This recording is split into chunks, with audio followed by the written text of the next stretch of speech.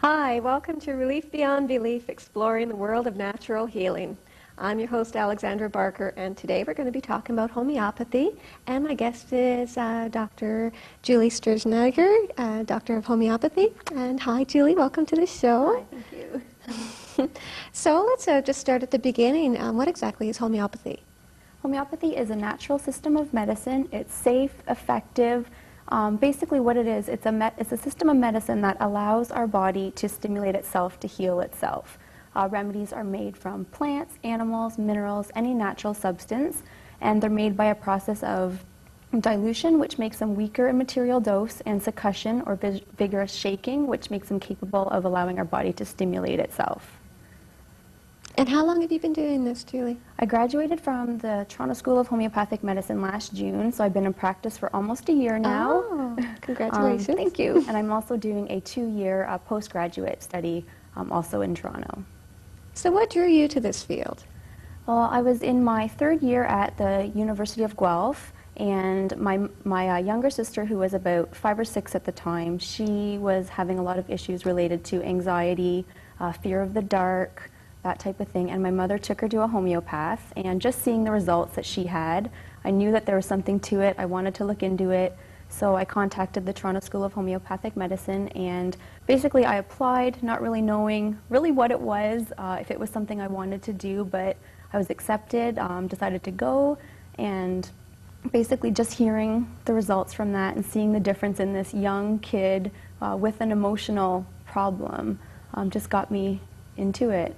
Really, so you're really teaching or healing at all levels, emotional, physical? Yes. And the whole idea wow. with homeopathy is you treat the body as a whole. Everything's connected, you want to work with it. So it is great for anything physical, anything emotional, and anything mental.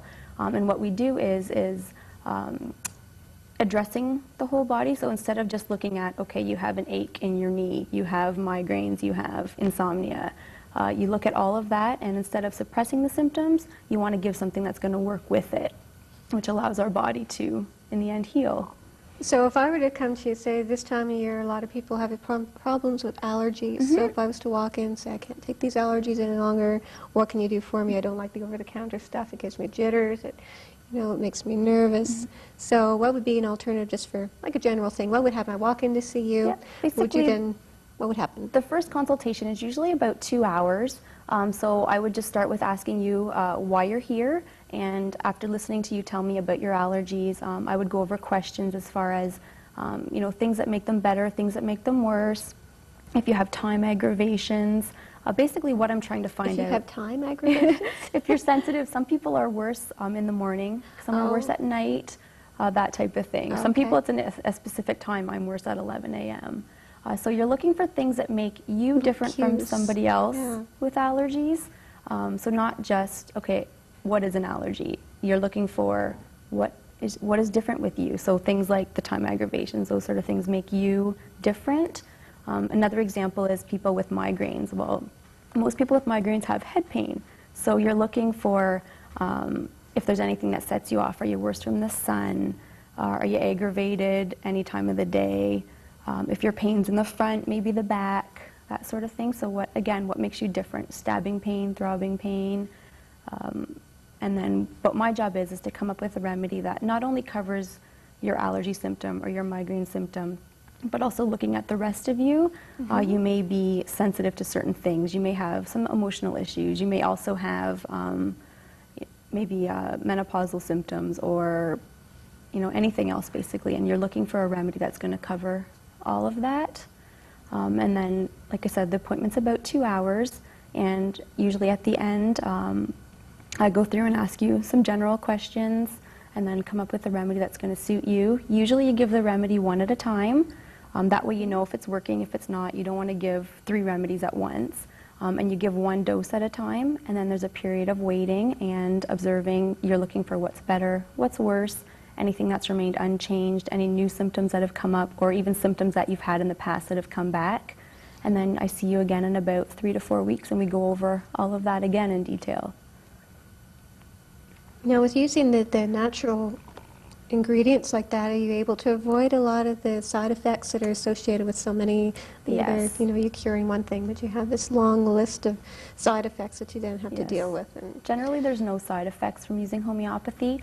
Initially, some people may experience an exacerbation or an increase in the symptoms that are already there, and it's called a healing crisis.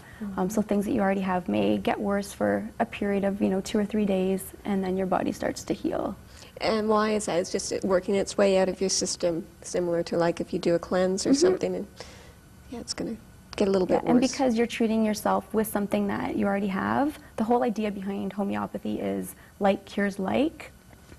So when homeopathy was founded, a man named Samuel Hahnemann, he ate it's called shikona bark, or also known as quinine, and he started to develop symptoms of malaria, which at that time was the disease that shikona bark was known to cure.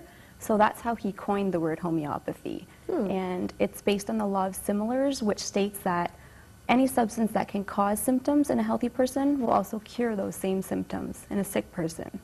So an easy, simple example of this is coffee.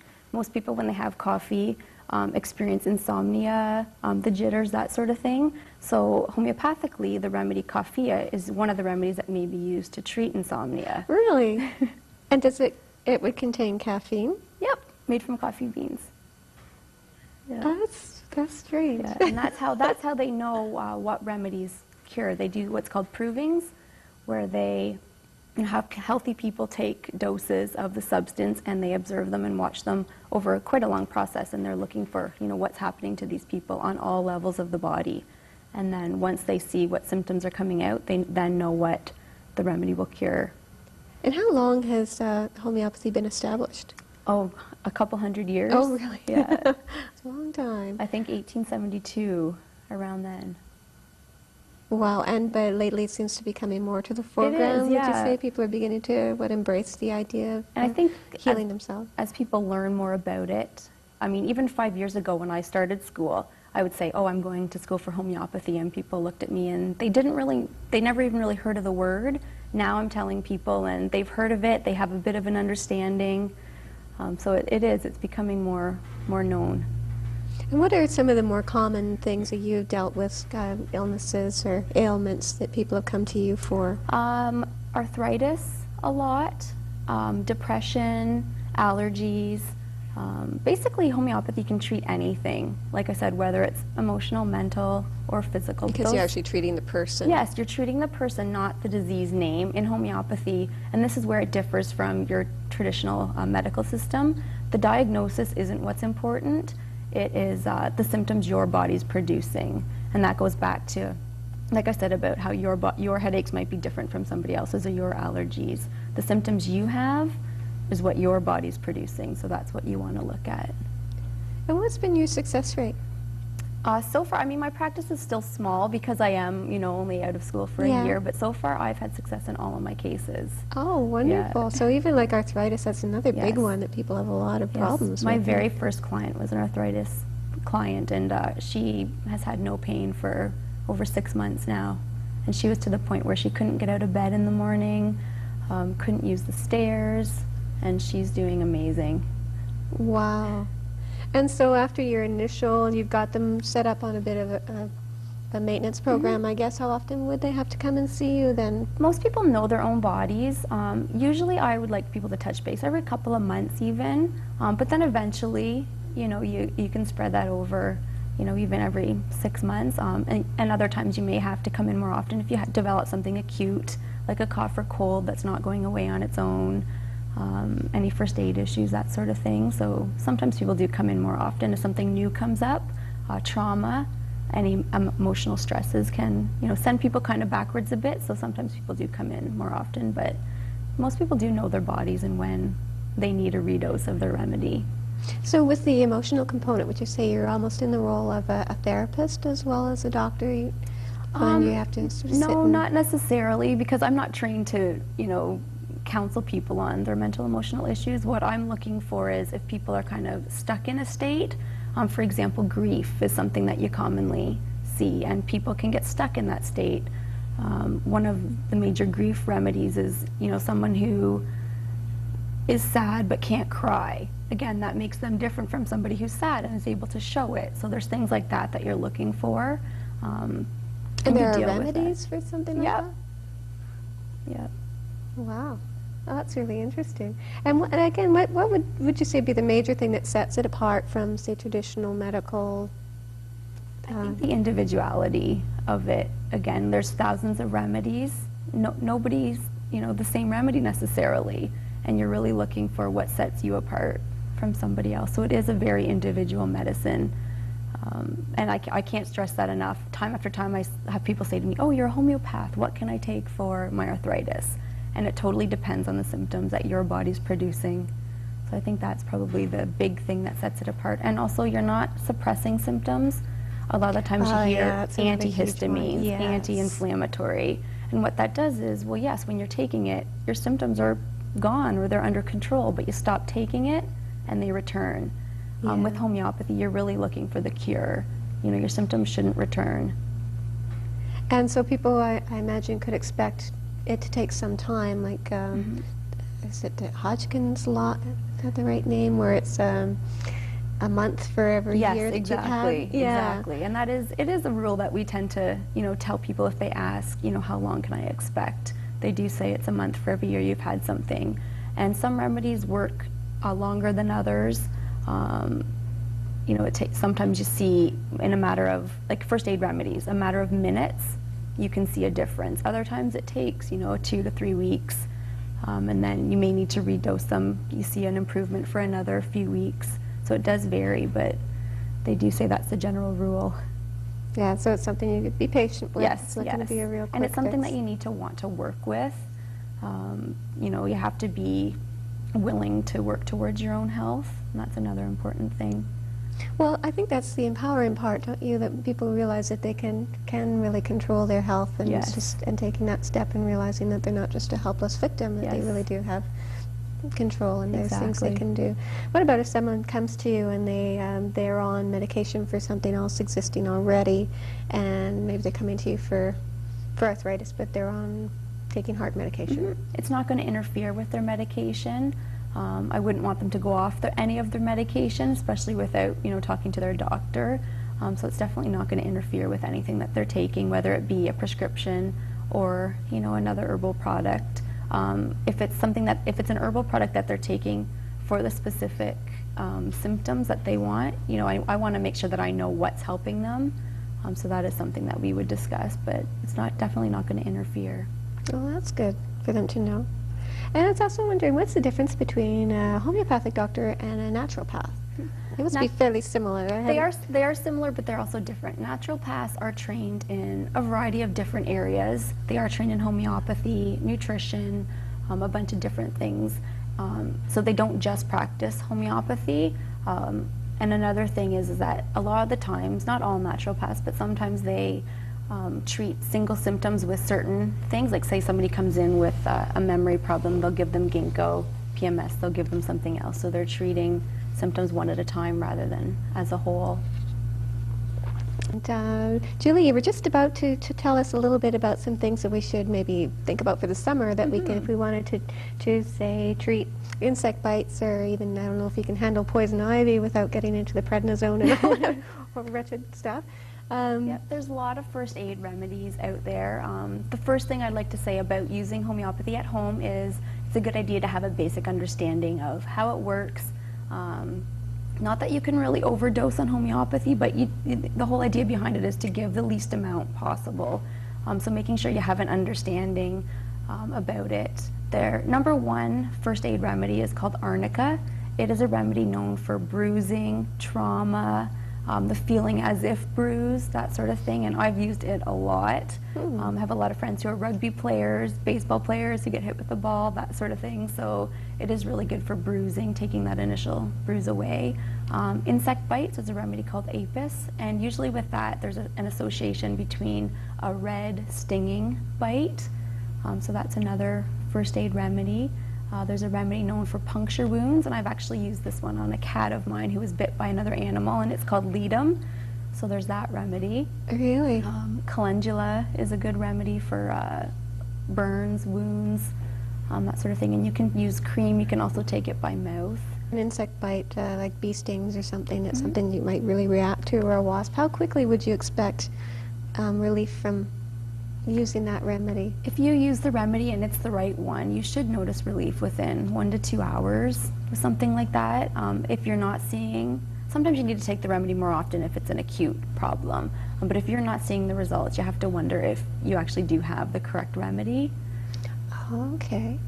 And sometimes with first aid things, sometimes it's easy, sometimes it's not so easy. So again, if you're not sure, always consulting with someone who has a background in the field. Oh, yeah. I'm sure that's a better alternative than just striking out on your own. But there's remedies for all sorts of things, like bleeding. Phosphorus is a good bleeding remedy. There's remedies for dental work, all sorts of things.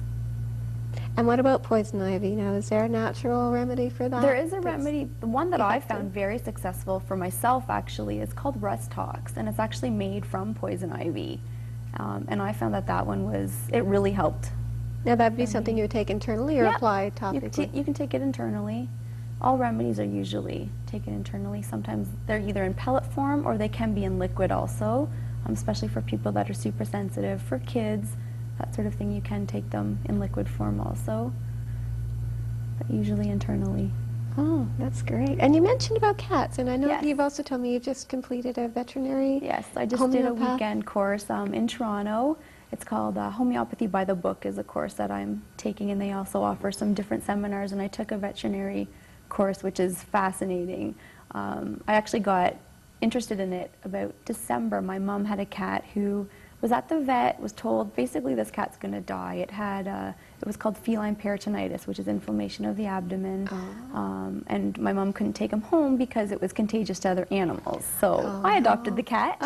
And about the day he came home, I started watching him, and I noticed he wasn't drinking, he wasn't eating, he wasn't going to the washroom at all. His body temperature was way below normal. He only wanted to be alone in the dark. So basically, just looking at those symptoms, I came up with a remedy for him, and I gave it to him. And actually, it was interesting because the remedy went in his mouth, it fell out of his mouth, and the cat was gone. So I didn't really know what was going to happen. But trying to get a cat to take a pill. In a matter of an hour, that cat was out from under the bed. He started, playing around my feet, and hour by hour, you could just see the improvements in this cat. He started eating, drinking. Back to his old self, and now he's back at home with my parents, and he's fine. Wow. So just seeing that, I thought, you know what? And they had given him up for dead, basically. And that was just That's another incredible. confirmation that homeopathy works. Well, especially when you're dealing with animals, because they don't have any kind of preconceived ideas or anything, so you can really see results like that. And you can treat all sorts of animals. One of my teachers at this course was talking about horses. She's treated a lion, chickens, rabbits, you name it.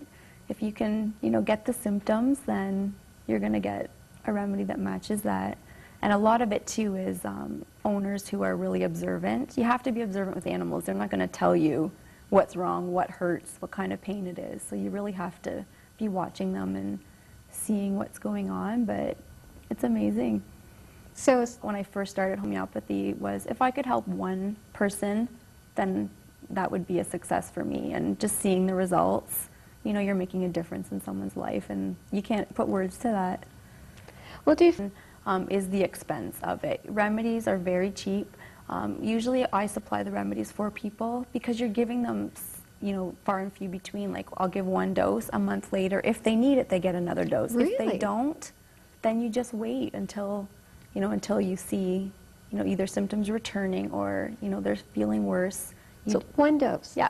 Every time I treat somebody new, it's just that, confirmation that this does work.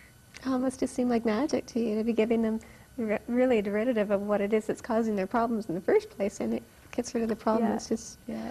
And I found it fascinating when I first started going to a homeopath, even being in school and seeing their own results on me, it was like, Really, what did you do? You want to share a little bit about that? Yeah, actually, the first time I went was more an educational thing. I wanted to see what it was like going to somebody, so mostly for my own education, but I did have a skin rash at the time.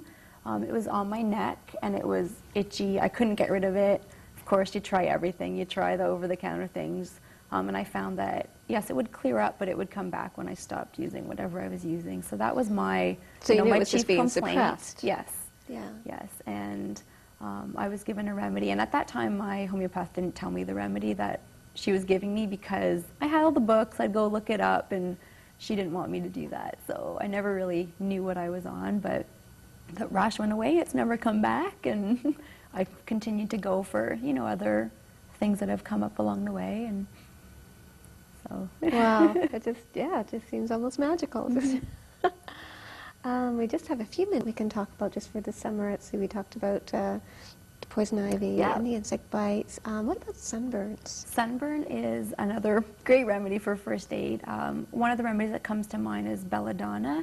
It's a remedy that is often used with heat stroke, usually associated with red cheeks, sometimes dilated pupils, and usually things that come on suddenly. So that's one remedy to keep in mind for heat stroke, sunstroke. But again, you have to look at the symptoms that that person is dealing with, that they have at that time.